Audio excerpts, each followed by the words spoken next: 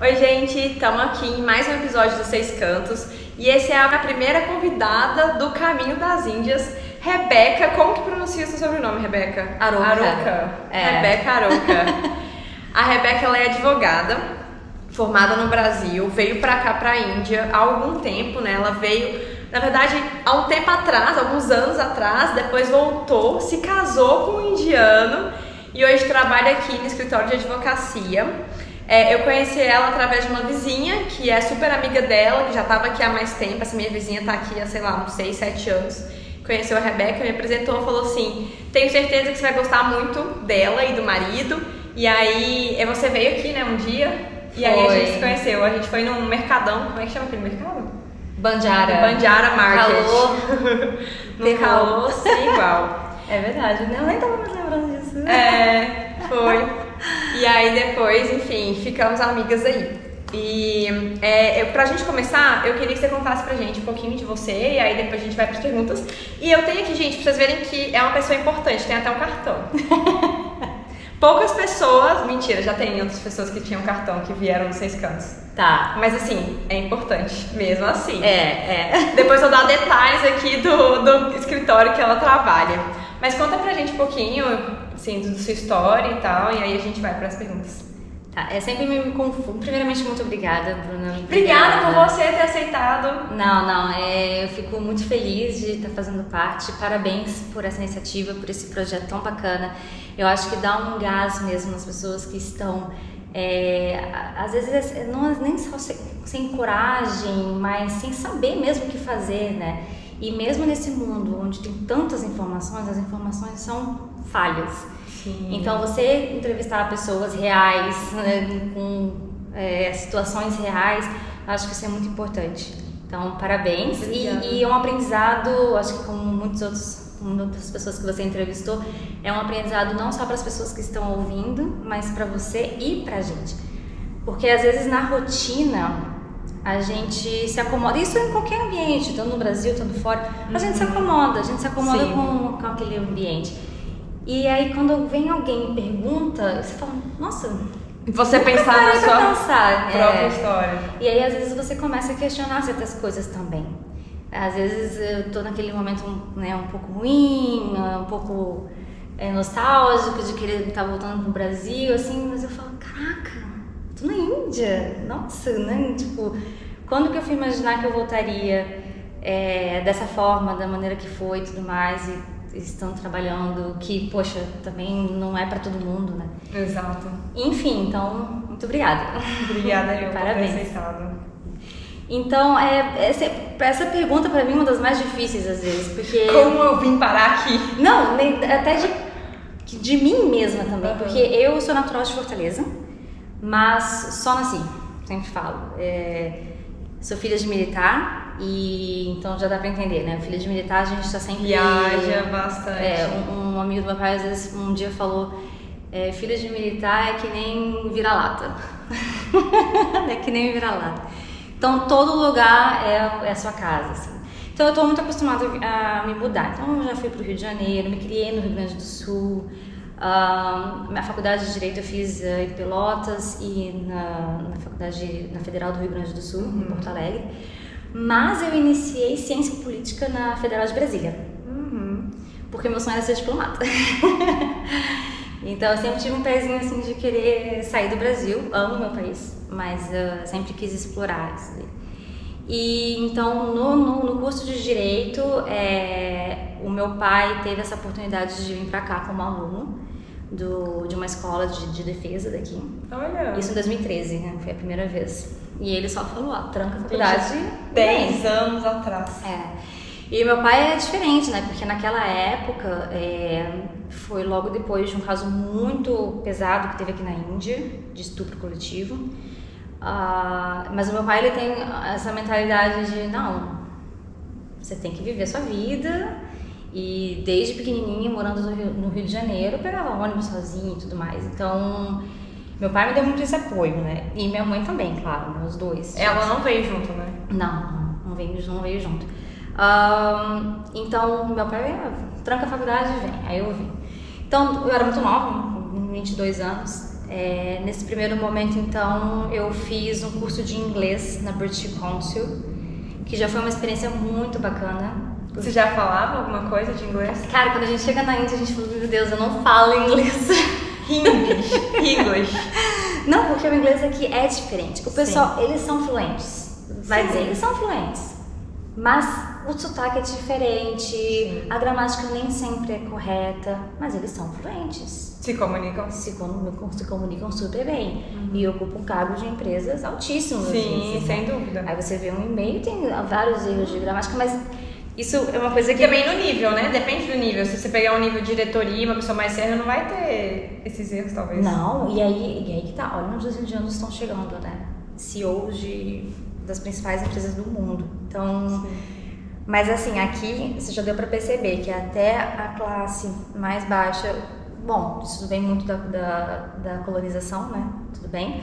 Mas as escolas públicas têm inglês, né? Então, eles sabem da importância que é. Mas isso daí acho que a gente pode discutir também mais pra frente.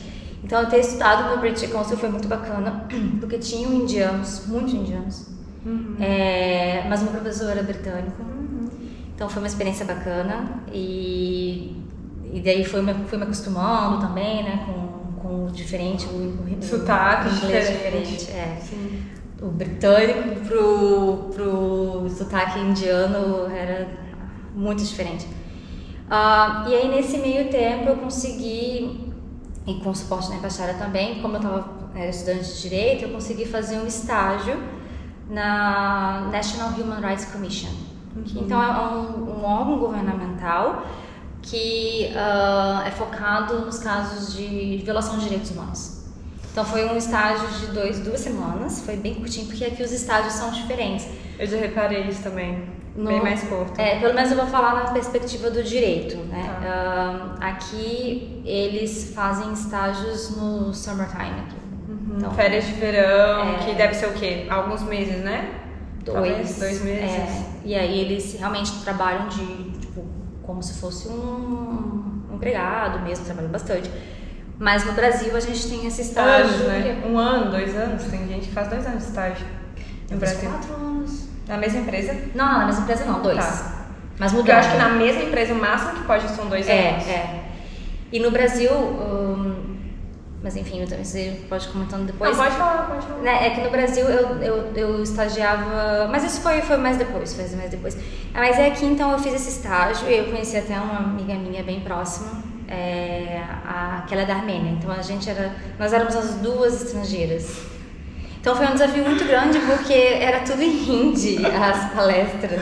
E ela já estava boa no hindi, que ela já estava aqui há mais tempo e tal. Então, pra mim, essa questão da língua foi um pouco difícil. Não é muito comum, mas, e principalmente entre os estudantes de direito, que todos eles falam inglês fluentemente. Mas talvez por ser um órgão governamental e tal, foi difícil. Mas o que foi legal dessa experiência também foi o estágio que a gente fez em uma ONG. E aí foi mais difícil ainda, que era só o hindi, né? Mas, porque pegava uma classe mais básica. Que as pessoas provavelmente não falavam. Só que assim, isso foi há 10 anos. Isso foi há 10 anos, então muita coisa mudou em 10 anos. A Índia é outra agora, né? E aí nesse primeiro ano então eu fiz isso e daí no final eu fiz um curso de Direitos Humanos. Eu sempre fui muito ligada a Direitos Humanos e Direito Internacional. Então eu fiz um curso de Direitos Humanos em uma das faculdades que é IGNOU, aqui, é a faculdade aberta. É uma faculdade praticamente, é muito barata. Aqui as faculdades públicas são pagas, você paga pro governo. Então, você sabe quanto que você está pagando pela sua educação, vamos assim dizer. Foi um pouco traumatizante porque foi bem desorganizado e tal, mas quando eu consegui finalmente os livros, é muito interessante ver a perspectiva do direitos humanos oriental. É assim, Como assim? Porque a gente tem a perspectiva... muito ocidente. A gente tem uma perspectiva ocidental e uma realidade diferente. Aqui você já viu, tem as castas, que infelizmente existem, né?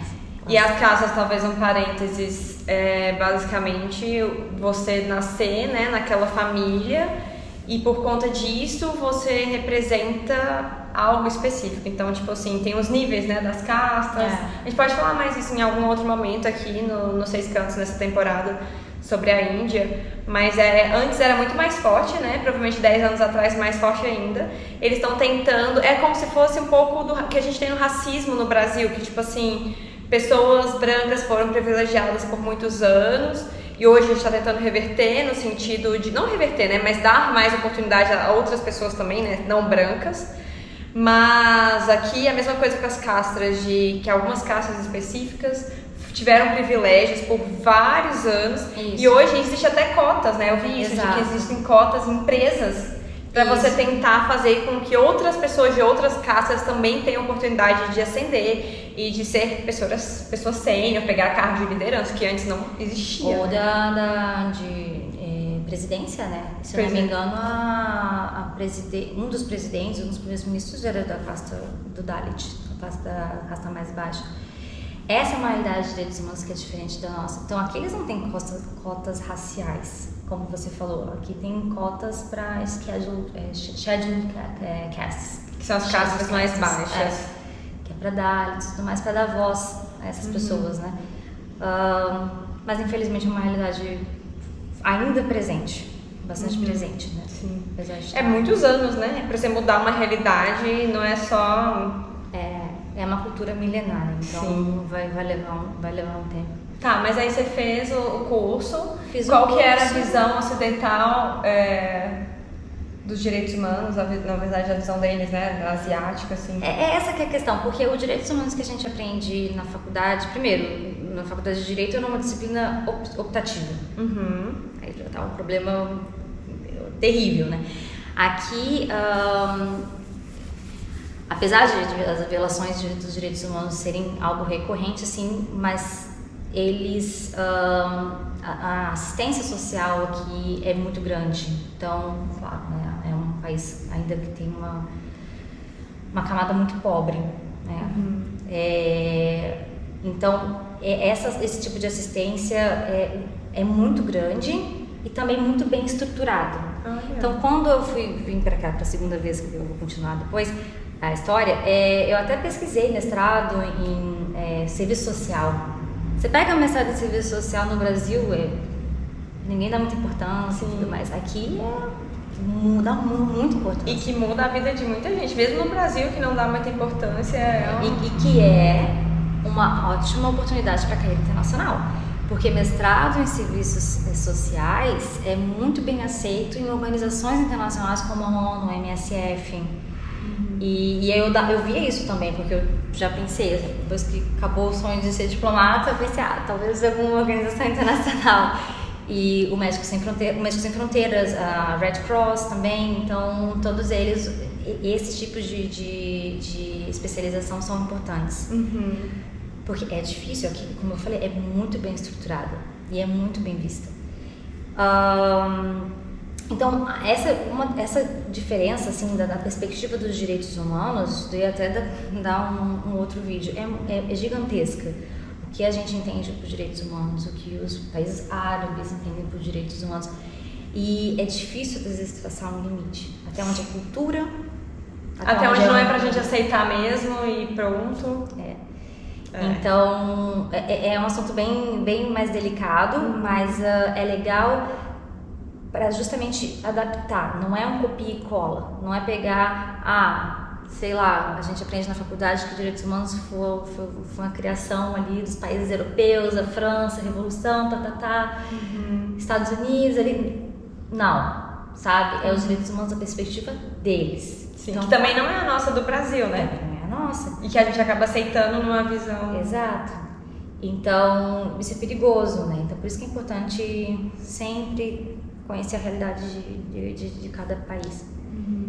E quando eu terminei esse curso, então, que foi muito, muito importante, quando eu voltei na época eu estava em Pelotas, assim, para chegar em Pelotas era 3 dias, né? Que era avião, depois ônibus. Eu falei, mas não dá. Índia, Pelotas, não dava. Eu já estava, era um espaço muito pequenininho ali, né? Tinha que crescer.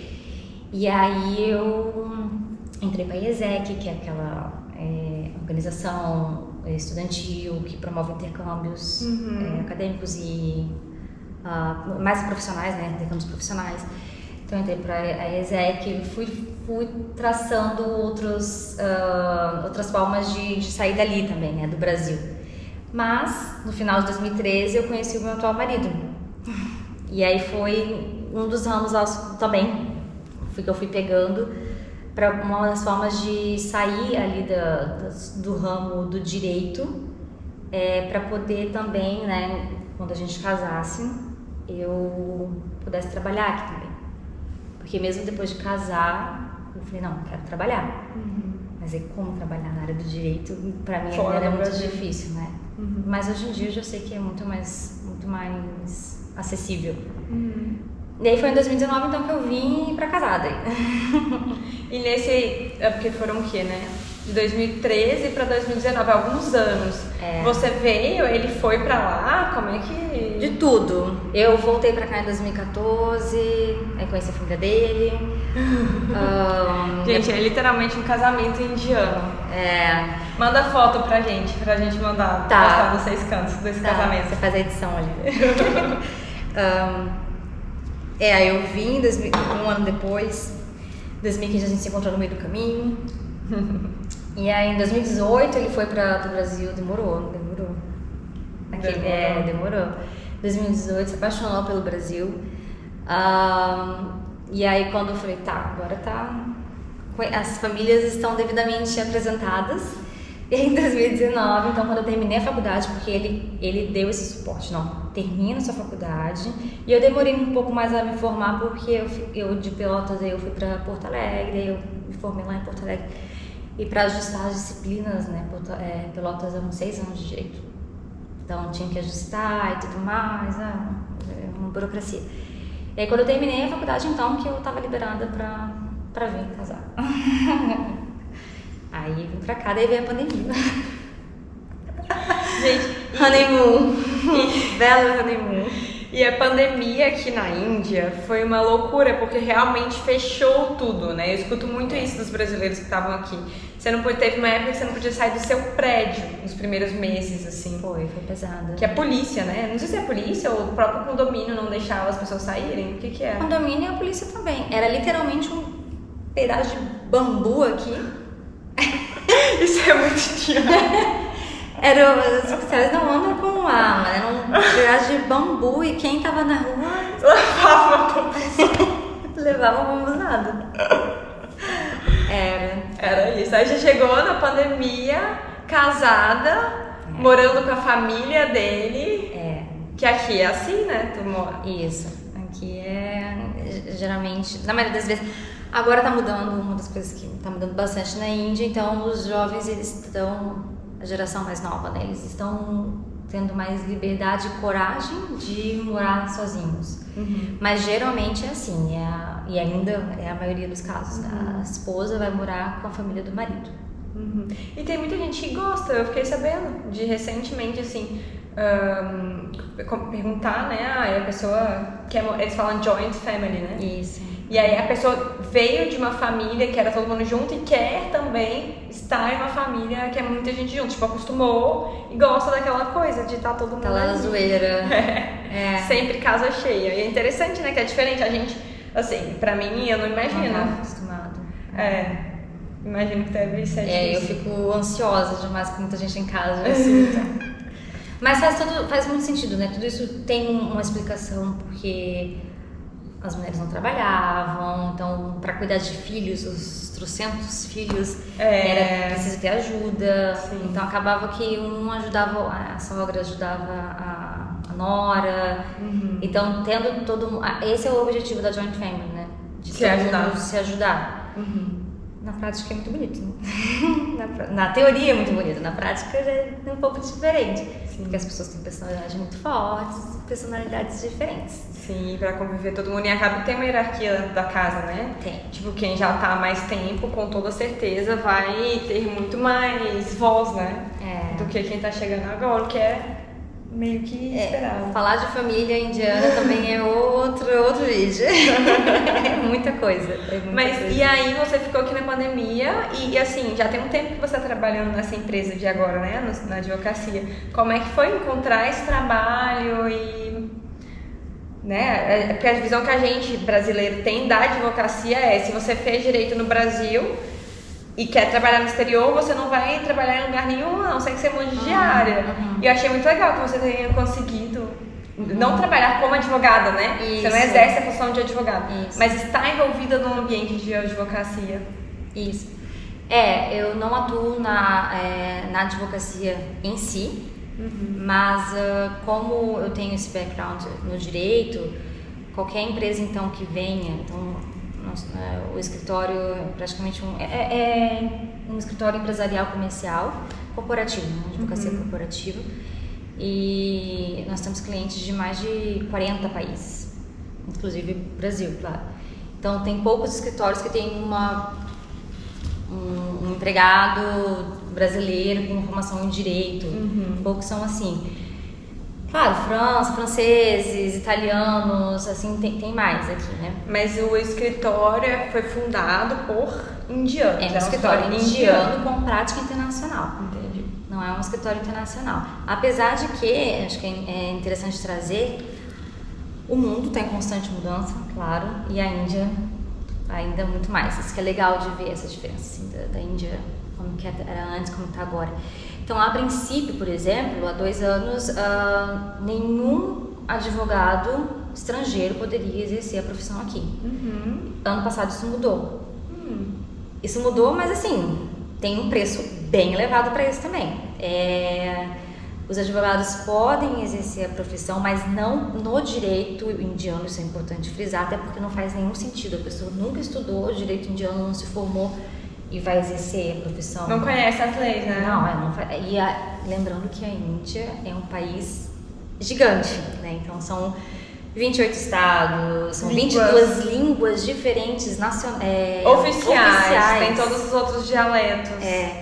Então é um direito muito complexo, muito complexo.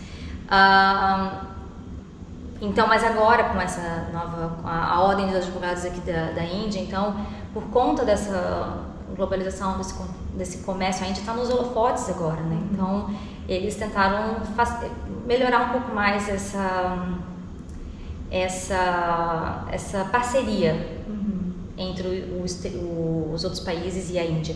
Então, o que é permitido agora é no âmbito da arbitragem. Então, um advogado com a permissão, com o devido registro na ordem dos advogados daqui da Índia, tanto um escritório de advocacia internacional, ou seja, que não é indiano, quanto um advogado que não é daqui, podem obter esse registro, mas para trabalhar em áreas específicas, como na área do direito internacional e na arbitragem. Entendi. O que eu achei sensacional, porque a Índia, na questão da mediação, por exemplo, a Índia tem como objetivo ser o principal centro para mediação agora. Agora é Singapura. Então, geralmente nos contratos e tudo mais, a gente coloca em casos de litígio e tudo mais. Singapura seria o local para fazer as mediações, né? Então, a Índia está querendo ocupar esse espaço, porque seria interessante também, né? Singapura é mais longe e tudo mais, às vezes é mais custoso, mais caro também para lá.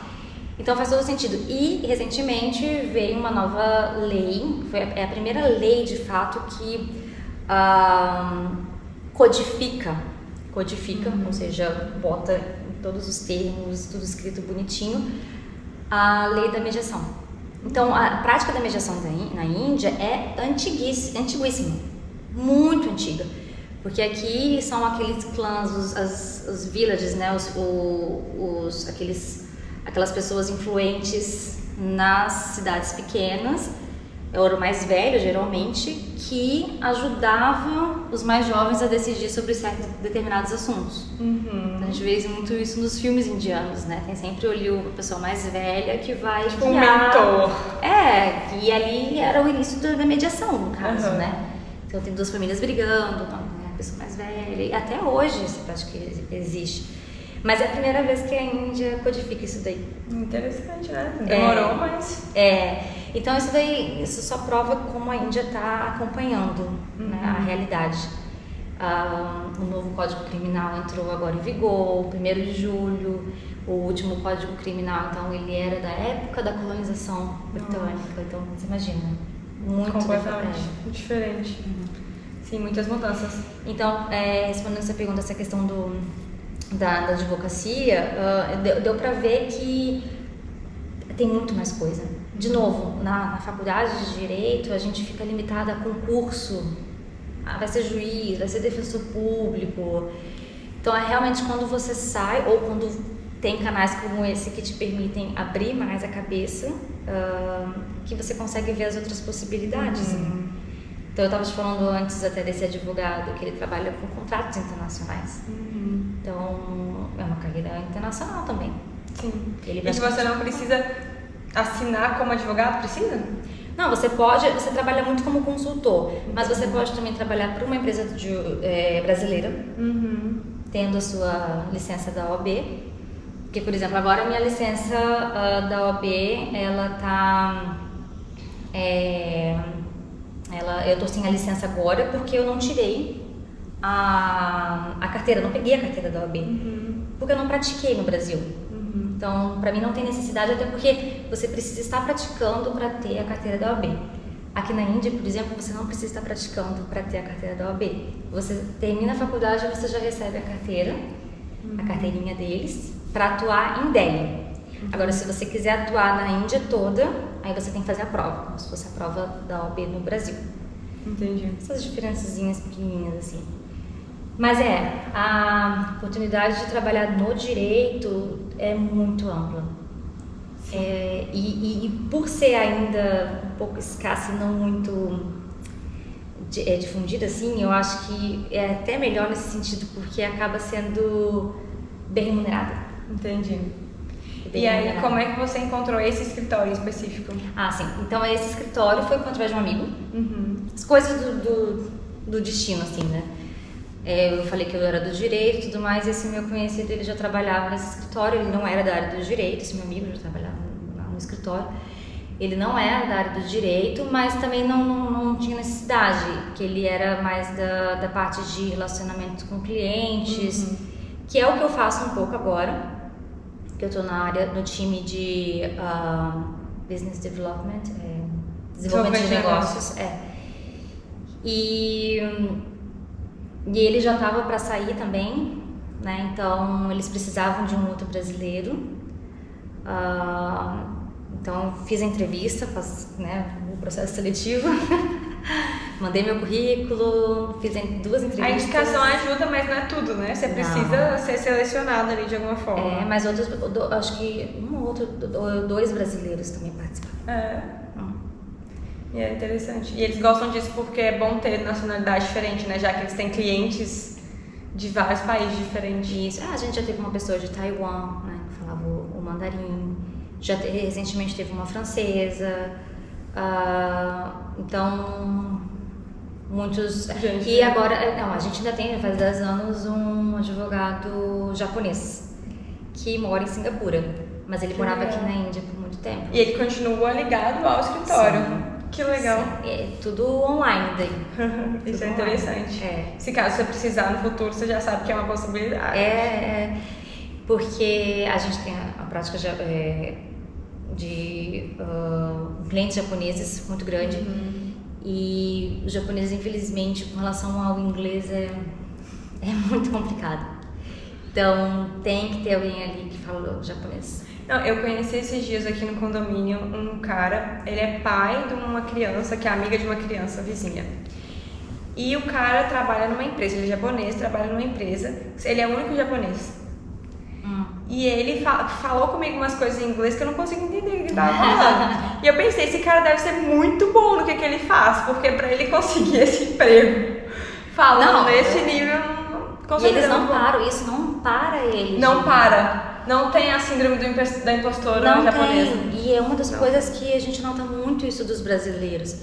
E não é por conta de distância, porque Estados Unidos está lá, e Índia e Estados Unidos o comércio é gigantesco. Então não é distância e também não é só questão cultural. Então, tá, o Brasil tem uma condição econômica um pouco menor, beleza, mas a gente nota também, né? Mas a gente nota também que tem esse medo de começar. Às vezes, uma experiência ruim que algum brasileiro teve Já traumatiza todo já mundo. não, mas todo indiano é assim. Não, gente, não é assim também. Sim, né? A gente não pode generalizar. E se a gente estiver generalizando, já fica aqui o recado, desculpe, não generalize, porque não dá pra falar no geral. E aqui, qual que foi a sua primeira impressão, assim, né? 2013. Cheguei na Índia, tipo assim, primeira vez que eu saí do Brasil, certo? De sair, não. Eu já fui saído. para os Estados Unidos. Tá. Estados Unidos. Cheguei na Índia, 2013. Qual foi a primeira coisa, assim? Cara, você pode até não acreditar, mas eu tenho minha mãe pra provar isso. Eu falei pra minha mãe, eu tô em casa. Foi super... Eu não sei, eu não sei, muito louca. Em Delhi, detalhe. Em Delhi, de madrugada. Foi de madrugada. Mas eu acho que pode ser também porque o meu pai veio me buscar. Então eu tava me sentindo acolhida também, sabe? E aí eu já falei antes, né? O meu pai me liga aqui, ó. Aqui é onde paga a luz, aqui é o mercado. Segundo dia, né? Rodou, aqui é onde paga a luz, aqui é academia. Se então, vira. vai. Então, até nisso, eu me sentia muito em casa. Então, talvez por conta disso que eu comentei antes, de já ter experiência, de me mudar bastante, já estava acostumada. E o Brasil, de um canto a outro, é completamente diferente também, né? Então, claro que Índia é outro mundo, sim. Sim. Fato. Mas te dá uma preparada, assim. Mas eu tô sendo bem sincera, essa foi a minha primeira impressão. Tipo, eu me senti muito bem. Então, Mas aí, é que fala, a primeira impressão que fica... Não, porque quando eu voltei, depois de um tempo, eu já não era mais turista. Eu era uma estrangeira casada com um indiano. Aí as coisas mudam. Porque antes eu tinha já a impressão que vou ficar um ano, não queria ir embora depois desse um ano. Falei, eu vou voltar. As palavras sem poder, né? Então, mas na segunda vez, aí vindo já pensando, nossa, agora eu vou morar aqui por tempo indeterminado, aí foi diferente. E por mais que não seja pra sempre, né? É muito forte a gente falar pra sempre. Mas por tempo indeterminado já é forte. Já é forte. Pelo menos, não sei, mas pelo menos uns 5 anos. Não sei, não faço ideia, né? Então, vai fazer 5 anos agora, né? Ou seja, os pelo menos 5 anos já passou. Mas aí teve a pandemia no meio, então não conta. A pandemia não conta. Sim. Mas foi essa impressão, essa segunda impressão aí foi diferente. E eu cheguei na época da poluição. Eu odeio. Então, aí foi o primeiro impacto cultural. Sim. Porque eu não lembrava dessa poluição da primeira vez. Eu acho que ficou pior mesmo. Ficou pior. 10 anos, né?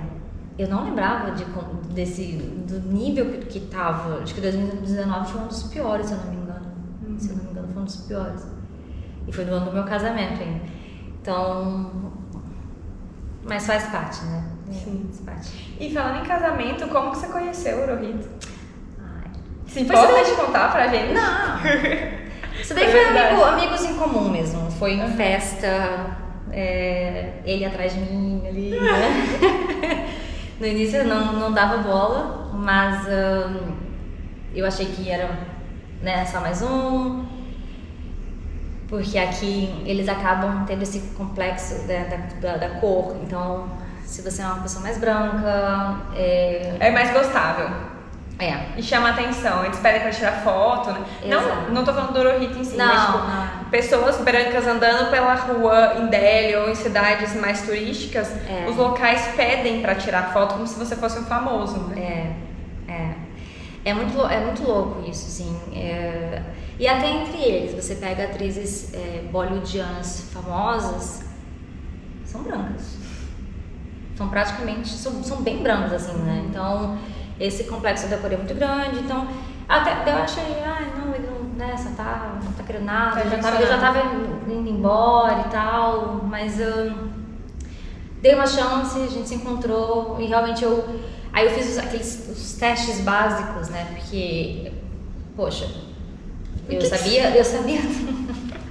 O que seria um teste básico? Não, tipo, essa questão de respeito ao próximo. Então, primeiro respeito à minha cultura, óbvio. Quais são as intenções mesmo, porque vamos ser francas, né, Bruna? Aqui, infelizmente, acho que foi o primeiro momento que eu senti um pouco de preconceito por ser brasileira. Eles acabam tirando uma conclusão diferente, né? Que por a gente ser muito abertas, muito... Querer abraçar... rir demais, então eles já entendem de uma maneira diferente. E as mulheres daqui não bebem, né? A maioria, claro que... Maioria, não tô falando todo mundo, mas geralmente as mulheres são mais entre elas, não tem isso de misturar tanto com o homem e tal. As mais novas estão agora, mais novas, né? A gente sim. vê, até fico horrorizada, nossa, são... Isso foi uma coisa louca que eu vi na primeira vez. Eu falei, nossa, não vou levar nenhuma saia, nada. Porque antes de vir pra cá, lá em Porto Alegre, tinha uma escola de yoga e tinha um dada. Um dada é um pandit, que é tipo um padre na religião hindu. E ele lia as mãos e tal. E meu pai tinha achado dele. Meu pai falou, vai lá. Vai lá, ler essa mão. Antes de vir pra Índia. Aí eu fui, aí o Dada falou, não case antes dos 27 anos. Isso antes de vir pra cá a primeira vez. Não case antes dos 27 anos. E aí ele falou umas coisas muito estranhas. Eu tava de jeans e ele falou, isso daqui não existe na Índia. Porque quando ele saiu daqui, provavelmente não existia. Já fazia 30 anos no Brasil, Eu falei, que doido, né? Mas aí tá, daí ele já me assustou. Eu falei, nossa senhora, vou levar um monte de roupa, nada de short. Quebrei a cara. Que eu ia nas festas, que até eu encontrei o meu marido, as indianas super muito à vontade. E agora, e o meu marido me mostra muito as músicas indianas dos anos 80, dos 70. Gente. Nos anos 70? Gente, assim, ó. Depois eu vou te mandar um. Quero. Se você quiser postar também. É muito louco. Eu falava assim, nossa, você tá brincando?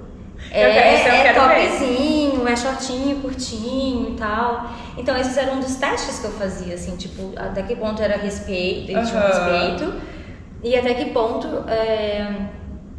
a religião influenciar, a religião, não vou nem falar religião e a sociedade. Porque assim, essa questão das castas, eu acho que é importante frisar, não é da religião hindu, é de uma sociedade.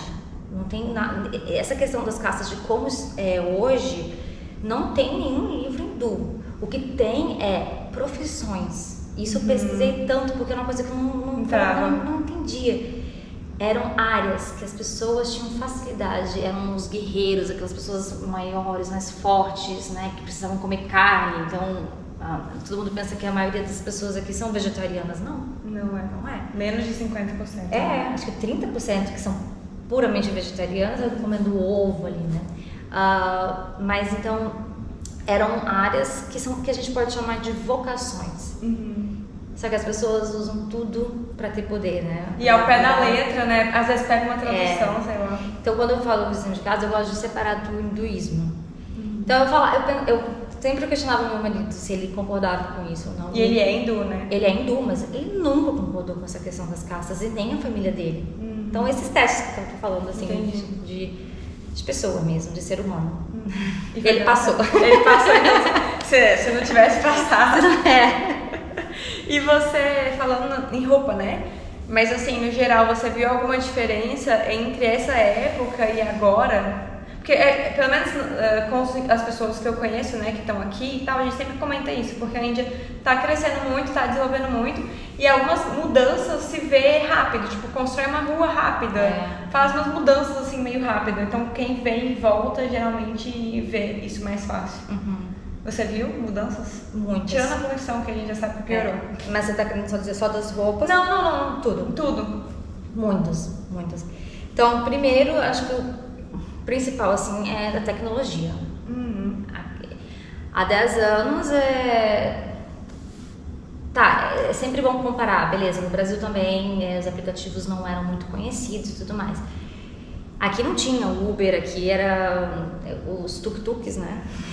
Os tuk-tuks era a gente rezar pro cara levar pro lugar certo, porque Nossa. você tinha até Google Maps e tal, mas era mais limitado. Eu era pão dura, não queria pagar a internet, então tinha essas coisas assim, né? Agora, todo mundo tem um telefone, né? Sim. E Qualquer pessoa, literalmente, tem um telefone. e o Uber agora tem o tuk-tuk, depois você pode mostrar, eu acho tão bonitinho, né? O tuk-tuk ali no Uber. Então, sem comparação, assim, né? Então, se a gente pegar, assim, Brasil e Índia, tá, os dois ali no início talvez não tinham nada, apesar de que o e-commerce, né, o comércio online, a Índia sempre foi muito mais avançado. Quando a Amazon aqui já estava num nível já extremamente avançado, no Brasil estava rastejando. Sim. E acho que como tem isso da questão da mão de obra, né? Aqui tem uma mão de obra muito... 1,4 bilhão de pessoas. É muita gente. Muita gente. Para a pessoa que está empregando, né, para fazer o transporte e tal, é muito fácil. A gente fala até do Blinkit, que é um mercado. É um mercado muito grande, eles têm depósitos espalhados na cidade inteira, eles entregam em 12 minutos. Aqui também tem, minutos, né? Tem. Nossa, Então, tipo, justamente é um aplicativo bom que funciona, você consegue pagar, escolher, às vezes vem umas frutas meio podres, mas na maioria das vezes dá certo. E chega rápido justamente por conta dessa facilidade de mão de obra. Isso, justamente. Que eles têm. Mas até a questão de, não só isso, mas a questão do sistema também. Bom, aqui é o hub do IT, né? Então, é muito mais avançada essa questão de pagamentos. Acho que isso, um dos principais, o Pix no Brasil, que seria o UPI, né? UPI, ele tem vários aplicativos que fazem mais ou menos o mesmo processo que o Pix. Mas eles pagam tudo com isso, né? É tudo, então é muito avançado. Com relação a vestimentas, a Delhi, né, a gente vê que está tendo uma ocidentalização. As meninas estão mais livres, né, para andar com roupas curtas. Não na rua, assim, na rua. Centro de Delhi, eu nunca vi. Na assim. rua, já vi. Certo? O meu marido mesmo, ele fala que ele trabalha em Old Delhi, que é a parte mais ali, roots ali, né? E a menina vem com um topzinho aqui, tudo pra fora e tal. Não, ele ri. Tá se sentindo livre, é isso aí, tá se sentindo segura. No meu escritório também, as meninas são bem livres nesse sentido. Não tem traje ou tem traje? Por ser advocacia? No dia a dia não, vou ser bem sincera. Se for visitar um cliente, talvez seja... Aqui é até estranho, assim, né? Porque no Brasil, mal é estudante de direito, já tá com a assim, né? Então... Se a pessoa for do financeiro, terno, quase que gravata. Aqui não, aqui é chinelão, então elas são muito mais relaxadas não no sentido ruim da palavra relax, assim, né? Mas ao mesmo tempo, caramba, você vai nos casamentos, bom, todo mundo viu o casamento luxuoso que teve agora. Então, no trabalho, realmente, quando tem algum cliente e tudo mais, elas se arrumam mais, né? Entendi. E os homens também, ou só você tá falando das mulheres específicas? Os homens é basicamente a mesma coisa, um terno, né? Mas tem uns que realmente tem mais estilo e tudo mais. Só que essa é uma diferença que eu tenho notado bastante. As meninas estão... que é boa. Sim, nesse sentido. Mas daí tem um ponto, falando de diferença, acho que eu queria até comentar, assim, que isso é perigoso, porque acaba perdendo muito na personalidade do país em si. Vou dar um exemplo. Antes de eu entrar no escritório onde eu tô agora, eu trabalhei numa ONG por 2 meses. Aqui, em estágio, 2020. né, que você comentou. Não. É outra coisa. Quando eu vim pra cá, eu tava casada, e aí... quando eu tava procurando, já estava aberta para emprego, mas eu não podia trabalhar por conta do visto. Isso é uma coisa bem ultrapassada aqui. Então, o visto de esposa não te permite nem estudar em tese. Tá lá, no business, no study, no employment. Aí você tem que esperar um tempo e depois pode? E aí, depois de 2 anos, aí eu me apliquei foi a época da pandemia, então acabou coincidindo, né? E aí, depois de 2 anos que eu solicitei o o visto permanente, que é quase uma cidadania, mas não é uma cidadania, porque aqui eles são mais chatinhos, assim. Já tem muita gente, não querem mais ninguém. Eles não aceitam dupla cidadania, né? É uma coisa bem arcaica. Mas tá, nessa ONG eu conheci umas meninas do direito, e aí aqui tem um alfabeto deles, né? O alfabeto hindi, que são aqueles desenhados e tal. E eu acho que eu pedi pra ela ler, ela é indiana, tá? E filha de juiz. Inglês fluente, claro, tudo mais, mas eu Criança, adolescente, 20 anos. Aí eu pedi pra ela ler, sabe, você traduz isso aqui pra mim? Aí ela, eu não sei ler esse alfabeto. Eu falei, você não sabe ler o alfabeto hindi? Como assim? Ela, não, a gente escreve o romanizado, que eles falam, né? Que é o com as letras, o ABCD, mas não com um alfabeto. Então, é muito perigoso isso daí, né? Deles perderem. Uma cultura milenar se perder. Eu acho triste. Eu falei pra ela, não, pelo amor de Deus, vai estudar, volta pra escola. Acaba que a globalização vai homogeneizando as coisas, né? Tipo... aí você perde aquilo, a cultura e tal, né? Mas isso que eu acho muito bonito da Índia, né? Que depois de tanto da colonização, Índia, 89 anos, né? Ali do Reino Unido, Goa, 450 anos, colônia de Portugal. Mas mesmo assim eles não perderam a essência deles, né? A língua, a cultura e tudo mais. Sim. Mas vamos voltar a falar uma coisa do seu escritório. Vocês têm alguma especialização? Ou sei lá, criminalístico? Eu não sei o que fala criminalístico. Penal, defende... Tem alguma especialização? Então, como eu falei antes, é corporativo. Basicamente, empresas. Entendi. Então, tudo que diz respeito a empresas. Tá. O nosso foco são empresas internacionais, mas 5% dos nossos clientes são empresas indianas. Geralmente empresas indianas até com joint venture, joint venture com alguma empresa internacional, tipo Japão e Índia. Então tudo que envolve, então a gente fala que é o full service, né, que é o serviço completo, que até antes de uma empresa chegar aqui, eles fazem o background check de um terreno, por exemplo, ou de uma fábrica, para ver se está tudo legalizado, tudo irregular, para daí sim o cliente vir. Aí quando o cliente vem, tudo que é preciso, todas as certificações, elaborar o MOU, depois elaborar o JV Agreement, né, o Joint Venture Agreement, direito societário também, tudo que é relativo à sociedade em si. Então a gente tem uma pessoa também especialista no escritório, que não é advogado, né, que é o Corporate Associate. Eu esqueci o nome, é CS. Tá.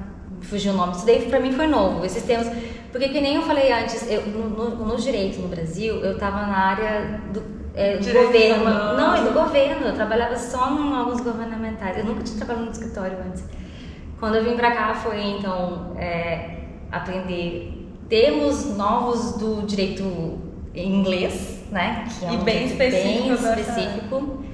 Corporate Secretariat, que a gente chama o CS. Então, foi aprender termos específicos, esses desafios que é interessante, né? Você não pode traduzir ao pé da letra. Sim, então não vai fazer sentido nenhum. Isso é um dos meus trabalhos também. Então, quando vem algum brasileiro, precisa traduzir algum documento, não é um copia e cola, nunca. Não dá para jogar no Google. E a base do direito é justamente para essa, porque eu sei que, traduzindo assim, não faz nenhum sentido para o português e nenhum sentido para o inglês. Então, tentar adaptar, tentar procurar o melhor termo para isso. Então, o escritório, quando a empresa já está aqui, direito trabalhista, até direito migratório também, se algum expatriado precisar de algum suporte. Se a gente correr algum risco de ser preso e, sei lá, uma coisa bem assim, podemos procurar vocês então. Já que a gente está nos imigrantes, não podemos ficar aqui presos. Senão a gente volta para o Brasil. Pode, com certeza. Mas pega casos assim? Não nessa questão de prisão, a gente quando é mais no direito penal, criminal, é mais no contencioso societário, mais o que envolve litígio entre contratos, não pagamento, essas coisas assim, mas claro que tem um outro caso de estrangeiros, por exemplo, matrimônio, né, casamento, ou então algum caso de estupro, algum caso de violação sexual, né, então, alguma violação vocês pegam? Alguns casos específicos para o estrangeiro. Entendi, bem mas focado. É bem mais focado para o corporativo, para a empresa em si mesmo, para a empresa em si. Registro de marcas, por exemplo, compliances, enfim, tem uma série mais claro. Uma série de coisas, E você percebeu alguma diferença em relação ao ambiente de trabalho do Brasil, né? Mesmo que você tenha trabalhado em um lugar um pouco diferente do que é o seu corporativo aqui e aqui? Tipo, o jeito que as pessoas trabalham, tem alguma diferença? Sim, eu acho que pegando Delhi, né? Lembrando sempre que a nossa realidade, o horário de trabalho. A gente estava comentando disso, assisti. O horário de trabalho aqui, nada acontece antes das 11. Mas a gente fala, não, é preguiçoso, sei lá, não, mas ninguém volta pra casa depois, antes das 8 da noite. Sim. Então, começa mais tarde, mas também geralmente você vê as pessoas ficando até mais tarde. Termina mais tarde. Eu ainda não entendi por quê. Eu acho que é hábito de ser mais noturno. Mas pra mim é uma coisa que, tipo, eu sei que algumas pessoas no meu escritório fazem isso hoje, mas tipo, todo mundo sempre tá reclamando do trânsito. Fiquei 2 horas parado no trânsito, etc. Só que, tipo assim, eu sempre tive esse pensamento, né, no Brasil também, toda cidade grande é assim. Sai, então, 30 minutos mais cedo e aí você vai perder, sei lá, você vai ganhar muito tempo de trânsito. Mas é que mesmo assim, né, trânsito pessoas... Não, mas eu ainda acho que se você sair da sua casa pra chegar no escritório, sei lá, 8h30, 9, não vai ter trânsito nenhum. Só que eu acho que como todo mundo do escritório é meio noturno, se você chegar às 8h30, 9, você vai ter que sair mais ou menos no mesmo horário que a galera que chegou às 11, porque vai continuar trabalho. Não sei se a pessoa fica meio sem graça de sair e deixar os outros lá trabalhando, ou se fica, sei lá, o próprio chefe chega de tardinha, ele quer agitar, mas as pessoas não saem tão cedo. Né? Eu realmente eu ainda não entendi muito bem essa lógica. Se a gente for pegar, por exemplo, órgãos governamentais, o pessoal, então, as empresas trabalham mais tarde, começam a trabalhar mais tarde porque os órgãos governamentais trabalham mais tarde. Não. Banco, instituições governamentais abrem 9 horas, geralmente. Então, o comércio começa a partir de 10 horas, uma ou duas lojas. Começa mais 10h30, 11 horas. Então, eu não entendo, mas... De novo, é em Delhi. Quando eu converso com o pessoal que mora em Mumbai, é outra realidade. É o horário, tipo, nosso mesmo, do Brasil. Mais cedo. E aqui, final de semana, é semana. Sábado trabalha-se normalmente, sábado, né? Domingo, é segunda, praticamente, né? Isso pra lojas e tudo mais, só que varejistas... Escritório eu acho que nem tanto, domingo. Bom, é que é advogado, né? Advogado às vezes não tem hora, não. Isso daí, coitados, às vezes até tá 9h30, porque principalmente tendo clientes no Japão, Brasil, Europa, aí às vezes tem reuniões, diversos horários, mesmo a gente tentando coincidir, né? Então, advogado isso até no Brasil, né? Até no Brasil a gente sabe que o horário é complicado. Mas eu não entendo. No caso do meu marido, todo sábado tem trabalho, volta às 8 da noite. Nossa, pra gente é bem diferente, né? A gente acaba se adaptando, né? Não tem muito o que fazer. A gente vai na onda, às vezes. Mas essa é uma diferença. Com relação a outros pontos assim, que eu vejo também, pelo menos no escritório, não tem umas metas, não tem um cronograma direitinho, assim. Óbvio, de novo, para prazos, para processos, sempre vai ter, claro. Mas quando a gente fala de organização interna do escritório, pelo menos ali não tem muito, e eu vejo que também não tem muitos nos outros também, é mais assim... Orgânico, né? É mais... vamos ver como é que vai ser, né? Então, tem mais liberdade de você fazer tudo do jeito que você quer. E trabalha um pouco na urgência, tipo assim, vamos ver o que hoje aqui tá mais urgente, não tão planejado? às vezes, só realmente casos super urgentes, mas realmente quando é assim, quando eles acham que não são muito urgentes, então às vezes Vai ficar para sempre. aí às vezes a gente tem que ficar dando um puxãozinho de orelha. Acho que os indianos de toda forma são um pouco assim também, aqui na nossa realidade de novo, né? Eles são um pouco assim de tá tudo bem, né? A gente vê. Não sei se você notou isso também, tá tudo bem, não, coi bate nem. Eu sou um pouco assim, quero que as coisas deem certo, né? Então a pessoa que quer, a pessoa que quer que as coisas deem certo, assim, na minha visão, se a pessoa não tá fazendo é porque não vai dar. E eu fico meio preocupada com o prazo, então eu me estresso um pouco. É difícil pra mim não me apegar nisso, porque assim, eu quero entregar, esse meu trabalho depende de outra coisa, me dá uma tremedeira.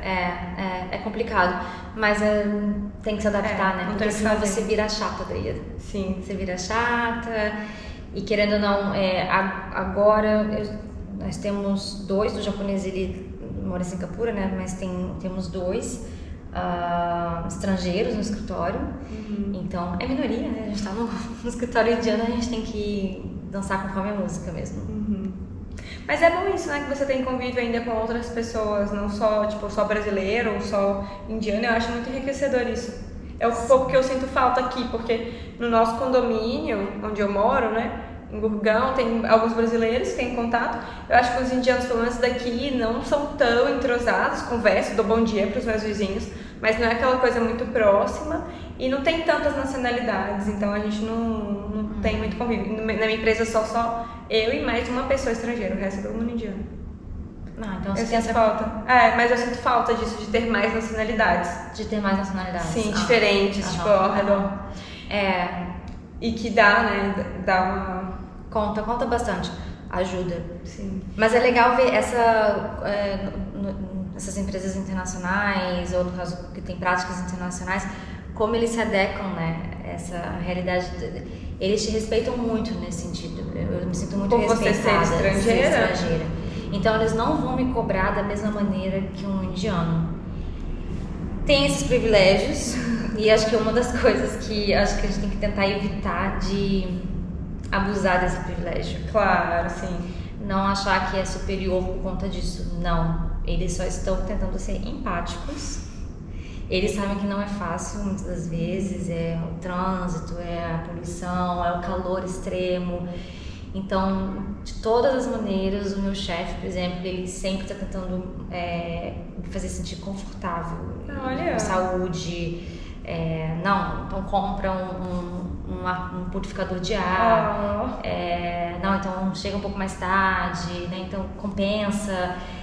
E isso, claro, eu vejo que eles respeitam, que eles também têm esse respeito para os outros advogados, mas é claro que por ser estrangeiro, acho que eles passam um pouco a mão na cabeça. Uma colherzinha de chá.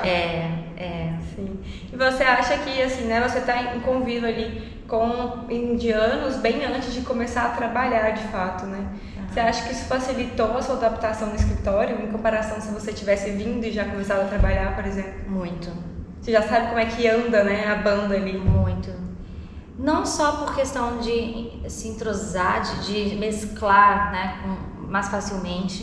Nossa, eles adoram. Quem que não gosta? Qual nacionalidade, né? Qual cidadão não gosta de um estrangeiro que saiba de alguma coisa? Ou que nossa, eu conheço comida. Conheço pão de queijo. Nossa, então a mesma coisa para eles. Eles ficam super felizes quando eu já tenho algum contato ou com hindu ou com hindi. Ter ido para os lugares, né? Isso. Ou de respeitar também a cultura deles. Então, é fato isso. Acho que de qualquer lugar do mundo, né? Sim. Esse contato prévio é essencial. Óbvio que, mesmo que eu estivesse ali nu e crua, eles são muito abertos a querer te explicar, até às vezes doutrinar. Não, aqui que é o certo. Sempre tem uma resposta para tudo e uma resposta científica para tudo. Que não necessariamente para outros lugares é comprovado. Não, é a ciência deles. Mas que faz muito sentido quando você para pra pensar. É tudo a forma como a pessoa vai contar. Uma coisa é você impor Outra coisa é você contar, né? Não, por que disso? Mas isso, até a imposição, eu acho que a gente tem que ter esse olhar. Claro que a gente tá falando aqui, né? Mas vai ter dia que você vai estar meio estressado e que você não vai estar com a cabeça tão aberta pra ouvir isso. Mas eu acho que até nisso a gente tem que pensar que é a cultura, né? A pessoa nasceu ouvindo que aquilo é o certo. Tua mãe, teu pai, todo mundo. Então, pra você aquilo é o certo também, né? E eles são muito patriotas. Tipo, não dá nem pra comparar. Sim. Não dá nem pra comparar. É a Índia no centro do universo. E isso é bom e ruim, acho que, né? Como tudo na vida. Mas às vezes irrita. Às vezes irrita. Porque daí pra conversar com uma pessoa que não tá, às vezes, disposta a ouvir a minha realidade também. Sim, e você tá ali ouvindo ela, né? Então, tipo, fica... Tá, tô falando com a parede. Você desiste. É difícil. Esses tipos de pessoas são difíceis. Algumas, né, estão abertas a entender. Mas eu acho que ao fim e ao cabo eles estão ali na cabecinha deles. Aqui é melhor.